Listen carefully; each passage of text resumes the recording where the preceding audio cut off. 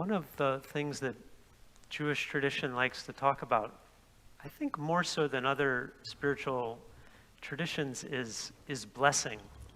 It's the power of blessing, the nature of blessing, the flow of blessing. Just said in the Misha Bera, may we be a blessing, right? And that's part of the blessing to Avraham. We've got blessings all over the place, and but it's helpful sometimes to kind of break it down a little bit of the nature, different kinds of blessing. And now, as we've entered the Jacob stories, we're introduced to well, at least two, maybe more, but at least two kind of forms or equally important ways that we can approach blessing, or that Jewish tradition, Jewish spirituality approaches blessing. So first one comes from our Parsha this week, Vayetze. Right, just so you're well, you can hang out. I mean, or have a seat, or you don't have to stand. Really, it's going to be a minute. Yeah. Don't wait. I know we didn't go over that, but right. So just to set us up, right? So Jacob, he's left his home. His mother Rachel said, after that thing that you did with your brother, this is like the quote, your brother Esav is consoling himself by planning to kill you. It's his particular method of consolation. And so Jacob leaves, right? And so he Vayetze Yaakov mi Beersheva, he goes out. And of course, he has this amazing experience where he alights at this place, and he chooses the softest of all of the rocks to place as his pillow, right? It's like our biblical ancestors used rocks for pillows, but so he does that. He has the dream, right, with the ladder. Let me read directly, actually, just connecting with a little bit of the Hebrew. So he sees the ladder, the angels going up and down it, this vision of the divine. And then, Vayaketz Yaakov Mishnato, and he wakes up, kind of like a sudden thing from his sleep, and he says, Achen yesh Adonai b'makom hazeh. There is God in this place. God is here in this place. Being is here. Yud-He Vav-He is here. Ve'anochi lo yadati, and I did not know it. I didn't know. Vayira, Vayomer, and he was like afraid or shaken. And he says, Manorah makom hazeh. This is such an awesome place. How awesome, how incredible is this place? This is the house of God. So, right, that element of there is divinity right here in this very place that he taps into. You could say that's kind of blessing, the paradigm of blessing as noticing what is already there, right? The blessing that is there, that is present, that we miss, that we pass over, that we are too preoccupied, that we are too busy, that we are too, our perceptions, our worries perhaps are clouding our ability to notice that there is the sacred here, right here in this moment, that goodness is present, that beauty is present, that holiness is here. It's not, obviously there's some times, right, where that breaks through more. And we could think like, well, what is it about it where it breaks through to me more? It's like, what is it that causes us to not know? Like Jacob says, I did not know. lo yadati, that God was here in this place? What was the preoccupation that we have that causes us to miss the divine blessing that is right here? Maybe it's really being able to notice the intensity of the beauty of the colors right now, of just the vibrancy and the aliveness that we can connect for that moment with, like the Baal Shem Tov's line that he loved to quote over and over again, the whole world is filled with the divine glory, right? It's like about letting down the fetters, these blocks that are covering our eyes. That sometimes, we have to get things done. We can't always be going around manorah hamakomas that we don't, it's very hard to get a lot done that way, right? I mean, so we maybe know some people like that. Actually, I'm married to someone kind of like that. It's hard to walk down a trail sometimes. It's not about getting things done, right? So some people, they model that, right? And some of us need that modeled. It's a beautiful thing when we can be open to that and we can just say, wow, there's something here that I just didn't know, and something falls away and we see the intensity of the blessing and the beauty that's right there, and that child before us and our beloved that's before us and our parents, whatever it is in the fullness. So right, that's one piece.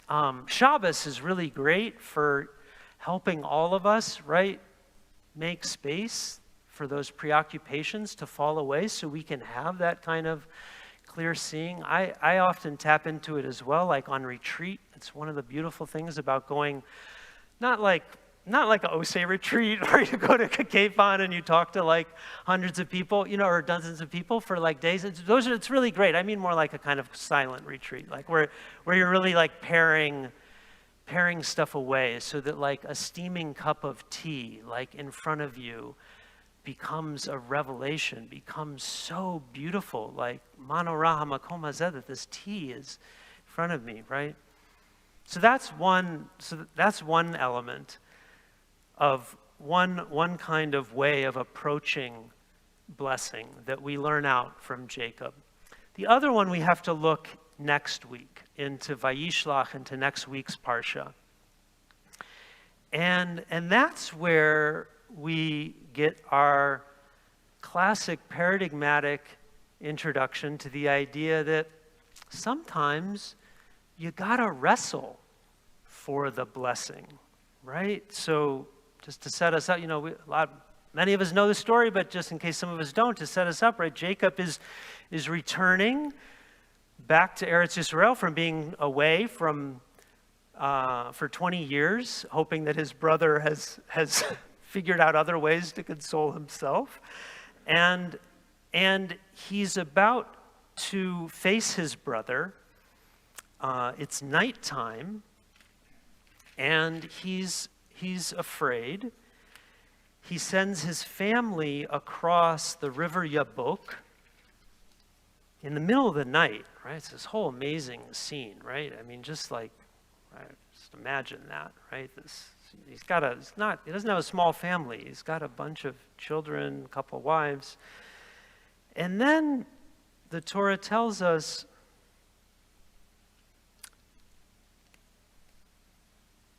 Vayvater Yaakov levado, and Jacob was left alone, right? He's alone.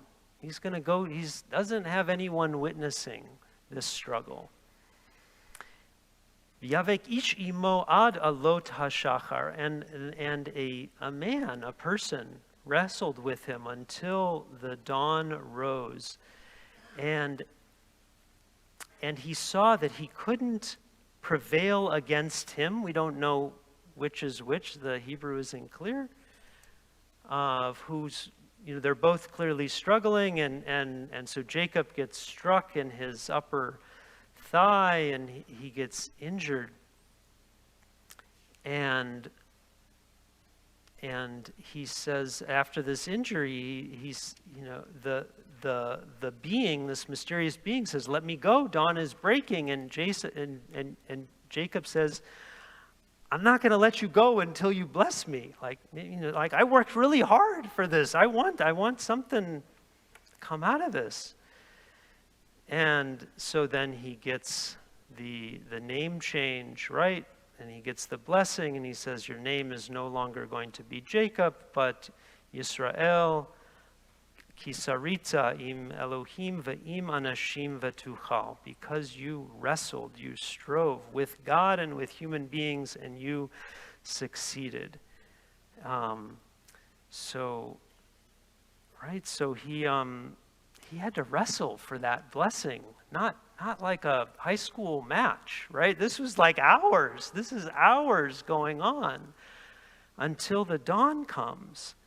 And so, we can think about, right? Sometimes in our lives, we have to really wrestle with the blessing. It's not just a simple thing of noticing what is there. Sometimes you can think of different examples in your own life, right? If we had time, if this was a Torah discussion, right? I'd love to hear those examples, right?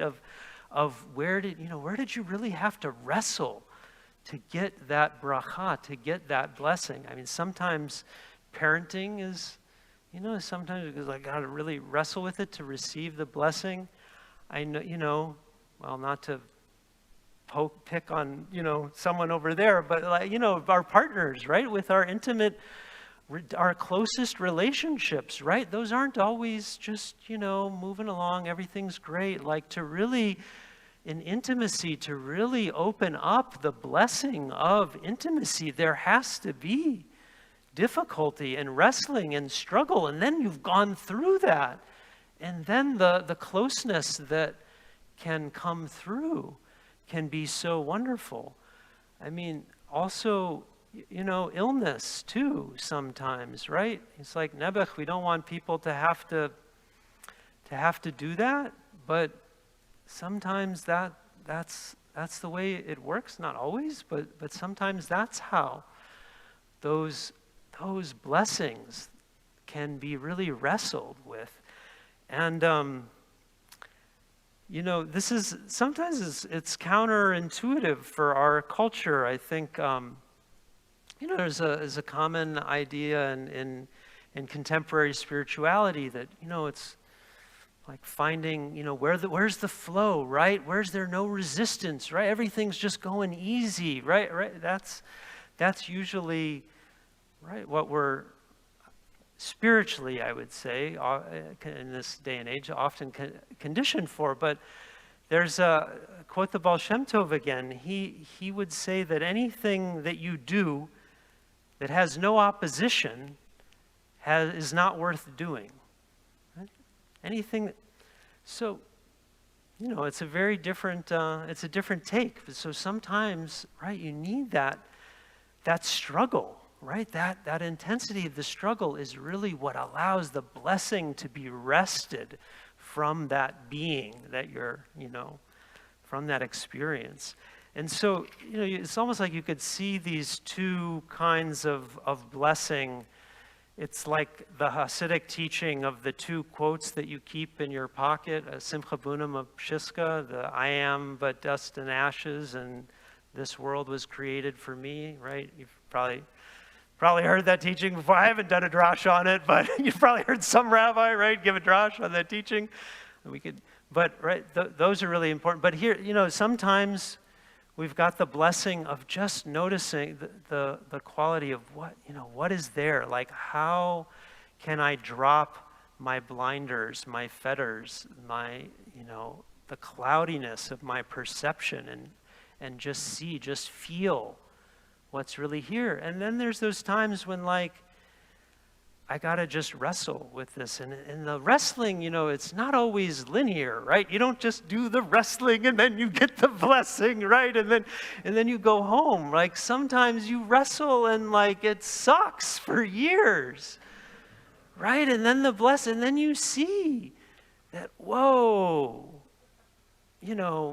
right? Manorah, how awesome that was for what actually worked itself out. It's crazy how that works out. So may we be blessed to know which of those, which is which. You know, when do we need to wake up in the moment to what is there, and when do we really need to wrestle? Shabbat Shalom.